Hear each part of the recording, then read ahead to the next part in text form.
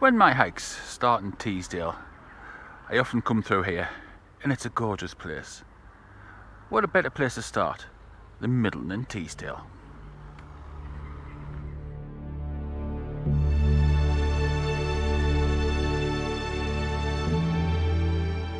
Middleton and Teesdale, the largest market town in Teesdale, is indeed a lovely place to visit.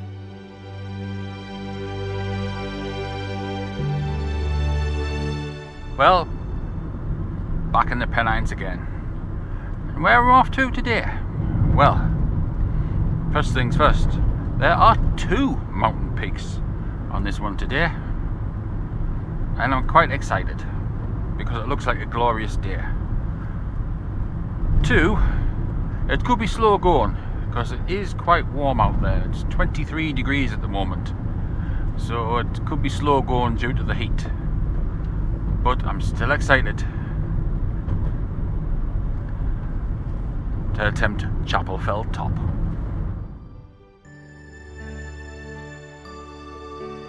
As we pass the entrance to High Force, the winding road and trees slowly give way to the magnificent view of the North Pennines.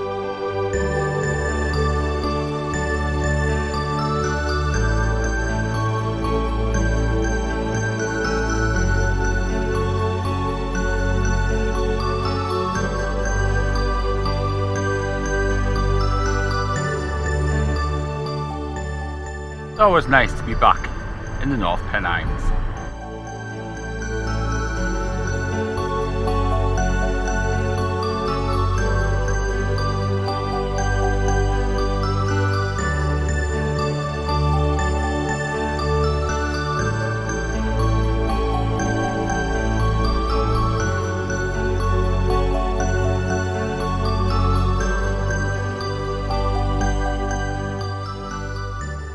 As I start my slow ascent from the car park, it isn't long till the views change to show the magic that is found in this area.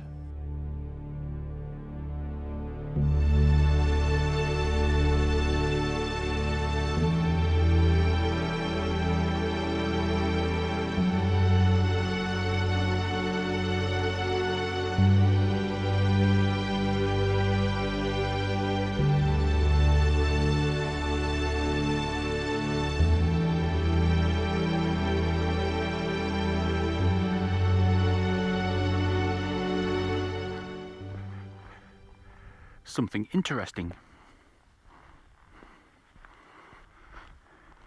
When people mention Teesdale, they'll mention the waterfalls, or the dales and valleys, or the mountains. But very rarely will they mention the cave systems. And there's one here at High Hurth. Now obviously it's not as grand as the Yorkshire Dales, like Gaping Gill, that area.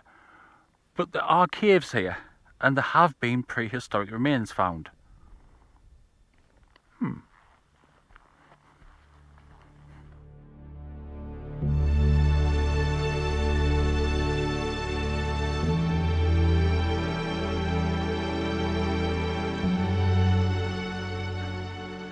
Chapelfell top is my eventual destination.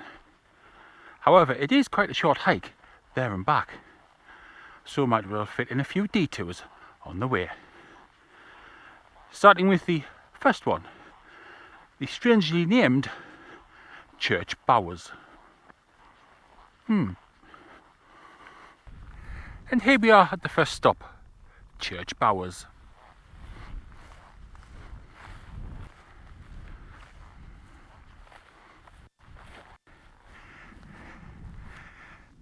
Church Bowers, it's a nice little viewpoint, as well as having the curragh standing here. You can see in the background my favourite place, Cowgrain Reservoir, and above that Langdon Hill. But it is so calm up here, it's amazing. Yes, the North Pennines. Hours of solitude.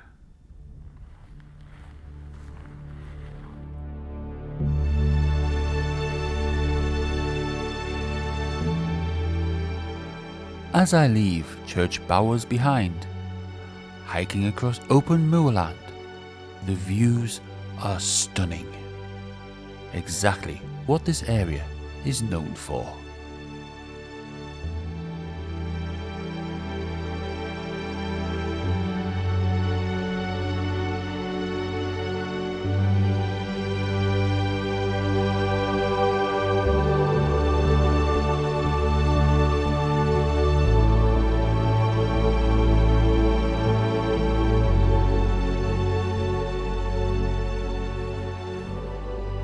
That's further than it looks.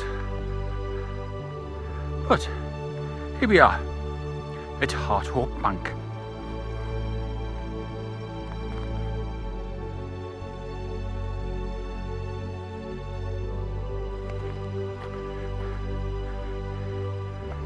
Quite a large quarry.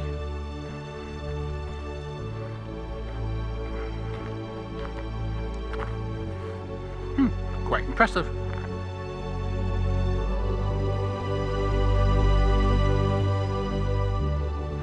People who are knowledgeable about this area may turn think in their head, well, hang on, for where he wants to go, he's taken an awful long way around.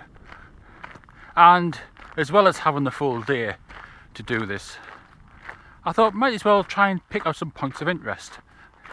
So I'm heading towards a road with an unusual piece of fame attached to it. Let's go.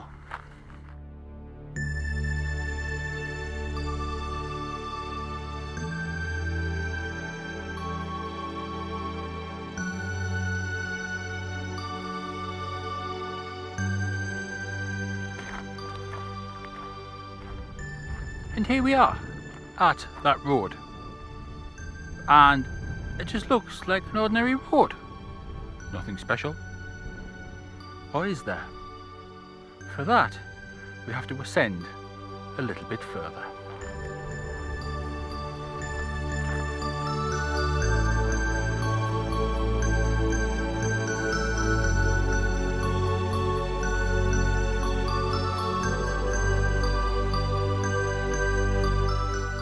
So, here we are at the summit, and it just looks like an ordinary road. So what's its claim to fame? Well, it shares the claim of being the highest paved road in England. There's this one, and there's a one between Killope and Iris Hopeburn. They are both roughly the same height. There's a closely contested dispute between the two as to which is actually higher at the moment. So, what have we found out so far? Well, so far on my travels, we've come across the highest paved road in the UK, which is a private one, at Great Dunfell.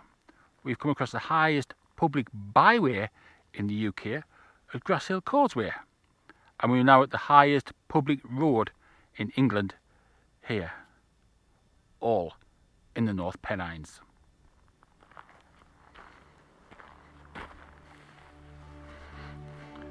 And now we leave the road and head to Chapelfell top.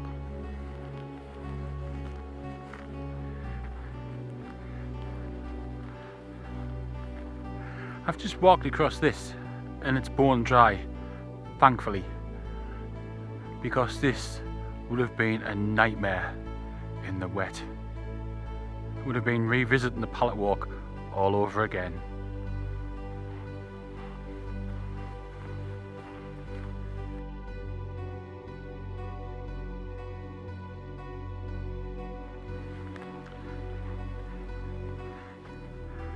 This would have been an absolute nightmare in the wet.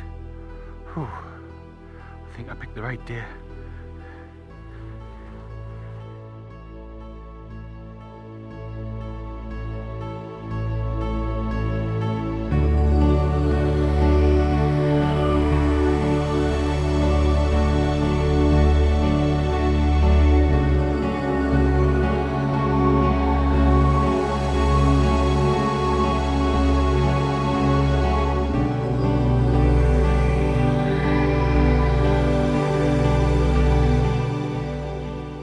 Hiking through 6-foot deep peat hags and groughs.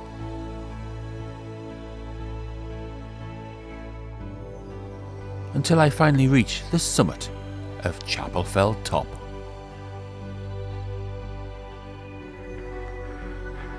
And here we are at the summit of Chapelfell Top. Now, like most mountains in the Pennines, it's totally flat. There's no southern peak, so there's not a lot to see apart from flatness. So, one conquered, time to move on to Fendrith Hill.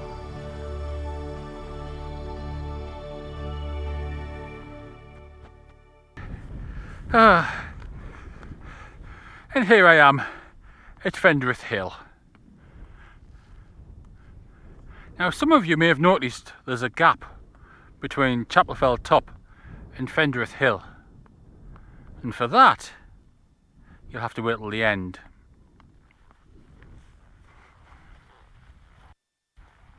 From Fendrith Hill, I slowly start my descent, admiring the view with every step.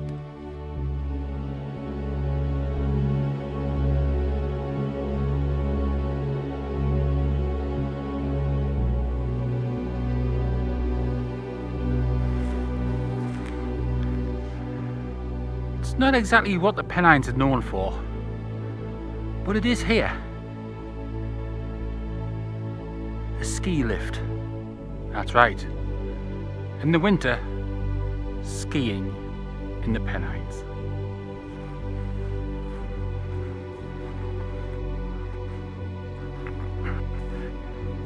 Time for a break and some food at Dora's seat.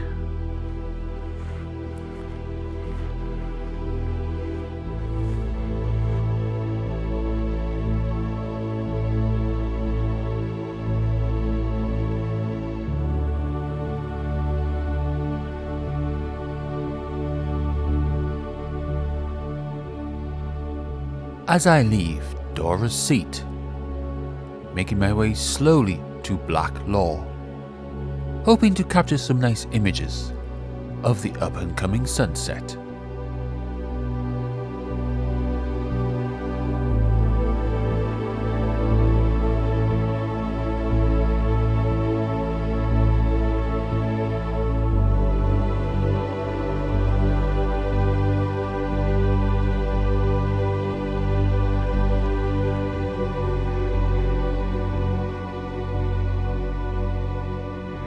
And now it's just a waiting game.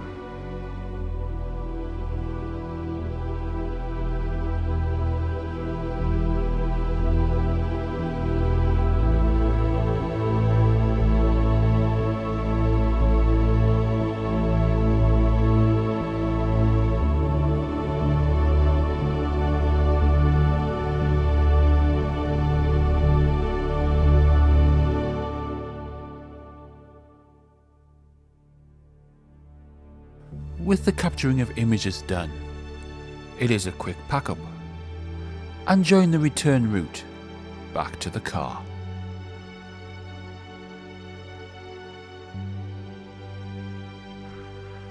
And as this video draws to a close, the hike not, as I believe I've got about another hour left before I get back to the car. So it's going to be in the dark, but we'll call it a day for the video there. I have thoroughly enjoyed it. It's been warm, but it's been nice just to get the camera out for a while and just take some images. Hope you've enjoyed it. Whether you have enjoyed the scenery, the summits, the images, or even just the journey, do not forget, everything you've watched, everything you've seen, this is nature.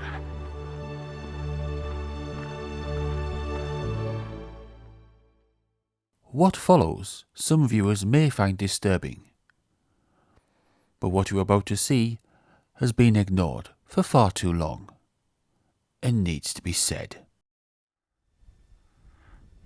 Thank you for staying with us so far. Now then, this rant that I'm going to go on about. Well, it basically involves a little bit of history. After the Second World War, this country was broke. They didn't have a lot of food. People were saying, well, we're going to run out shortly. So the government turned around and said, tell you what, where have we got any land that isn't being used for crops or arable or sheep rearing, cows, that type of thing? And they turned their attention to the North Pennines and thought, well, hang on, it's a vast area and nothing grows there because it's basically a blanket bog. Is there any way we can change that?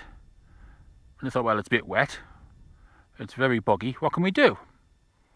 And they turned around and thought, oh, hang on, we'll drain it. Now, how do you drain a bog? Well, they thought, we'll dig a ditch.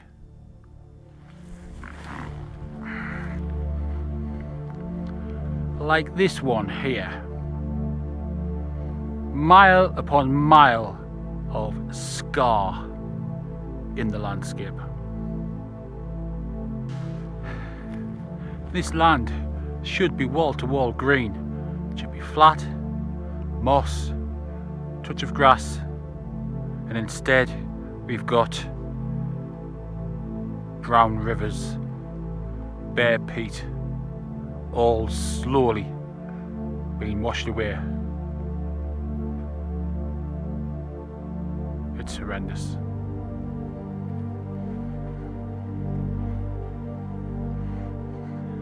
For anybody that's wondering how these peat mowers work, I shall explain it with the aid of this selfie stick. What basically happens is you've got these layers of peat, and on the top is moss growing on the top. And what happens is, as the moss dies every year, there's a new layer of moss grows on the top.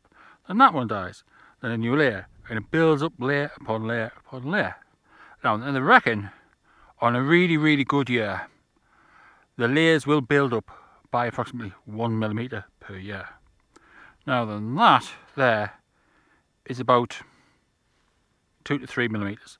So you're talking anywhere between 2, if you have a dodgy year, 2 to 4 years of layer there. Remember that height.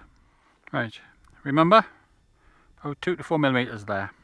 So it's about 5 years of growth there.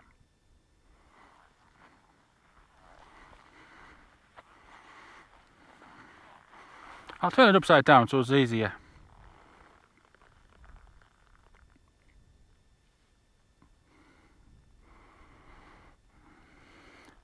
All of this, all these years have been washed away.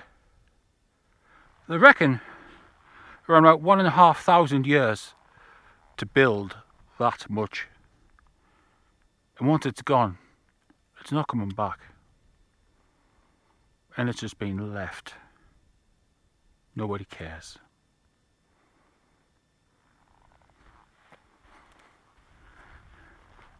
So, why should we care about this? We don't see it. It doesn't seem to do a lot.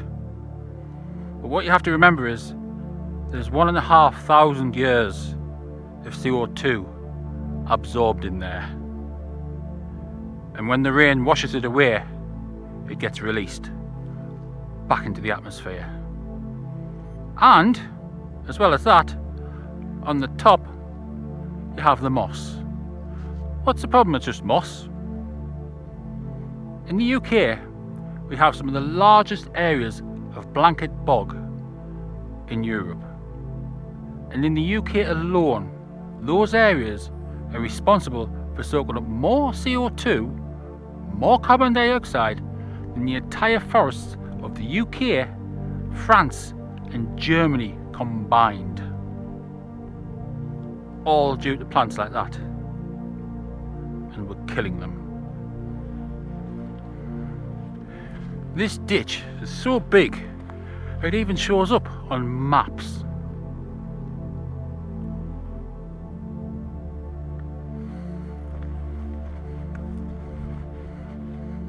And this is the effect the drain has as it continues on, coming down. Yes, we are human. We make mistakes. The drain was a mistake. We need to learn from that mistake because every year the rain washes away another layer, and eventually there'll be nothing left. And there's been lots of talking about how we're going to solve climate change, global warming, with lots of ideas put forward about tree planting.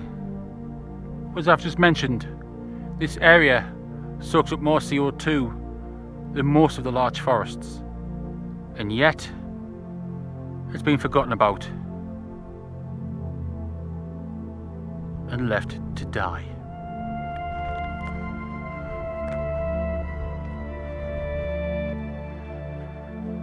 It took nature over 1,500 years to build this landscape, and it took man 100 years to obliterate it.